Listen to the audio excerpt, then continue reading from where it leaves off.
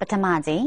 ပြည်သူ့လွှတ်တော်17ကြိမ်မြောက်ပုံမှန်စည်းဝေး12ရက်မြောက်နေ့ကိုဒီကနေ့စက်တင်ဘာလ30ရက်မနက်10:00နာရီကကျင်းပရာအောက်မြန်မာပြည်ဖောင်ကြီးနဲ့အထက်မြန်မာပြည်စည်းပင်ကြီးတို့တွင်ဒီမိုကရေစီရေးနှင့်ပတ်သက်သောတင်ရိုးညွှန်နှန်းများပြုစုပြဋ္ဌာန်းရန်အစီအစဉ်ရှိမရှိနိုင်ငံတော်ဖွံ့ဖြိုးတိုးတက်စေမယ့်အနာဂတ်အစီအမံများမြည်သူချမှတ်ထားသည့်နှင့်အစီအမံများကိုအကောင့်ထဲပေါ်ရာတွင်စိန်ခေါ်မှုများကြုံတွေ့လာပါကမြည်သည့်နည်းလမ်းဖြင့်ဆောင်ရွက်မည်ကိုသိရှိလိုကြောင်းစသဖြင့်မိကွန်း5ခုမေးမြန်းခဲ့ကြရာသက်ဆိုင်ရာဝန်ကြီးဌာနများမှပြည်ထောင်စုရာထူးဝန်ဖွဲ့ဥက္ကဋ္ဌနှင့်ဒုတိယဝန်ကြီးများကပြန်လည်ဖြေကြားခဲ့ကြပါတယ်